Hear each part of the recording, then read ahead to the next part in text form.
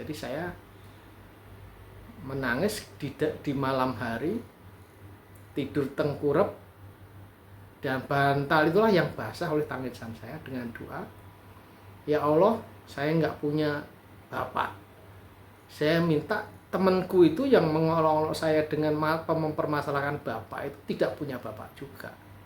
Nah, itulah doa saya yang jahat. Nah, akhirnya betul terjadi. Tidak sampai 6 bulan bapaknya itu sakit, kemudian meninggal dunia.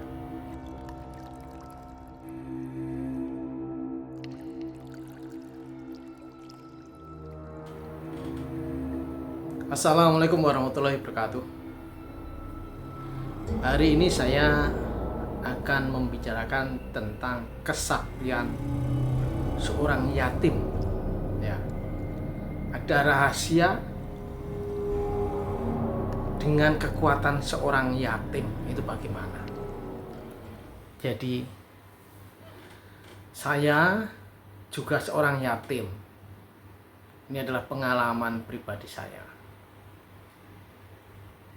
Kalau ustadz banyak yang bicara bahwa doa orang yatim dan orang yang teraniaya itu doa yang sangat manjur, itu tidak salah, pasti benar, 100% benar. Jadi itu sudah saya alamin, ya. Doa seorang anak yatim yang teraniaya. Jadi bapak saya meninggal itu saya umur 8 bulan. Ya, pada saat itu bapak meninggal itu ada hubungannya dengan peristiwa PKI. Tapi bapak tidak dibunuh oleh PKI. Jadi udahlah, itu nggak usah saya ceritakan ya. Baik. Jadi ada pengalaman-pengalaman saya yang doa-doa saya itu saya ingat kok. Doa saya itu sangat ijabah. Sangat artinya dikabulkan sama Allah Subhanahu wa taala. Jadi gini. Pada saat saya SD, kalau zaman sekarang ya mungkin namanya itu dibully ya. Kalau dulu bukan dibully, cuma diejek, dikatakan bahwa bapakmu nggak ada, gini-gini, dia bisa ngapa-ngapain, kamu nggak ada yang belain, begitu ya. Dulu waktu masih kecil tuh, di zaman dulu sekali itu memang begitu ya. Jadi karena saya dibully dan saya sangat tidak bisa mengatakan sesuatu sampai habis omongan saya, pikiran saya untuk melawan bulian itu. Tapi saya tetap kalah karena memang dia orang badannya besar dan bapaknya orang kaya. Jadi karena saya dibully itu, kemudian saya menangislah saya dan berdoa pada Tuhan. Jadi saya tidak bisa menangis kelihatan dengan ibu, karena saya kalau menangis akan ditanya ibu saya kenapa menangis, dan orang laki-laki itu tidak boleh menangis. Kalau saya kelahi kamu, kalau menangis karena kelahi kamu tidak usah kelahi, kalau kamu kelahi kamu harus menang. Nah, begitu ibu saya. Jadi saya diajarin seperti itu. Jadi karena saya dibully, saya tidak tahan, akhirnya menangislah saya semalaman. Di dalam doa itu saya minta kepada Tuhan bahwa saya tidak bisa berteman dengan orang seperti itu, teman seperti itu satu kelas. Begitu doa saya. Pokoknya saya, ya Allah, saya minta saya tidak bisa berteman dengan orang yang mengolok-olok saya, mengejek saya itu satu kelas. Nah, ternyata begitu kenaikan kelas itu dikabulkan. Bukannya orangnya menjadi bodoh kemudian tidak naik kelas, tetapi pada saat kenaikan atau ujian atau ulangan kenaikan kelas itu, teman saya itu sakit keras dan tidak bisa masuk sekolah. Akhirnya benar-benar terjadi bahwa teman saya itu tidak naik kelas, saya naik kelas. Akhirnya saya dengan teman saya yang mengejek-ejek saya itu beda kelas. Itu pertama. Itu pengalaman saya. Jadi doa anak yatim itu memang sangat ijabah, sangat manjur. Begitu Tuhan akan mengabulkan doa anak yatim itu. Kedua, peristiwa kedua, doa saya itu ya namanya anak-anak ya. Jadi kalau saya sangat menyesalin sekarang berdoa seperti itu ya.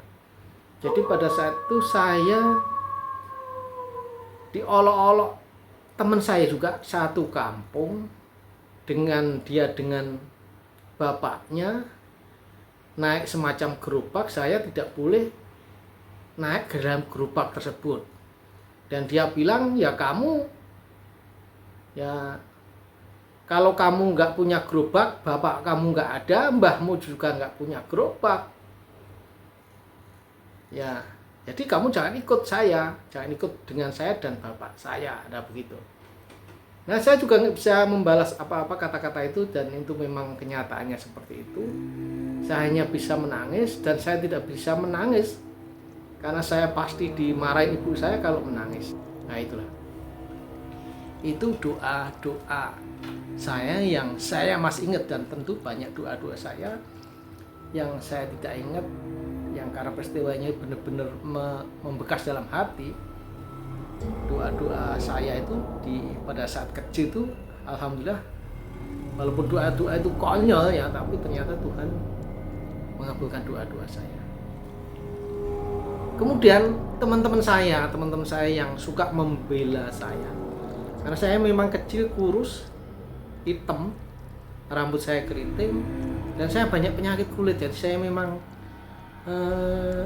kulit itu bunyian, kalau orang Jawa itu bisulan ya, banyak bisul-bisul saya nggak tahu, sering keluar padahal udah mandi, udah digosok, diobati, tapi tetap aja keluar bisul-bisul.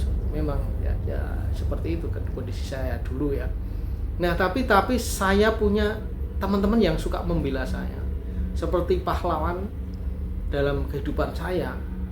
Dan pahlawan-pahlawan saya tersebut, alhamdulillah, untuk taraf kampung, orang kampung, termasuk orang yang berhasil dan segani sampai sekarang. Beberapa orang, banyak teman-teman saya yang suka membela saya itu, alhamdulillah, karena saya selalu bersyukur ada dia, mungkin Tuhan juga mengabulkan doa-doa saya tersebut. Teman-teman saya itu sukses dalam hidupnya, begitu ya. Jadi ini curhat ya, curhat pada teman-teman suaraku. Karena kenapa channel saya beri nama Suara Kuburan, karena saya sering tidur di kuburan, saya sering curhat di makam bapak saya, seperti itu ya teman-teman. Semoga ini bermanfaat ya, semoga ini bermanfaat, dan moga-moga teman-teman semua terhadap anak yatim minimal tidak menghardik, minimal tidak membuli. Kalaupun tidak bisa menuntun, tidak ada masalah. Yang penting menghormati, menghargai sebagai manusia ya. Saya ulangi lagi, tidak membuli dan tidak mengejek dan tidak menyembelihkan. Itu saja menurut saya ya. Terima kasih. Kalau ada komentar tolong dikomentarin. Yang like YouTube ini saya doakan sukses selalu dan selalu sehat. Assalamualaikum warahmatullahi wabarakatuh.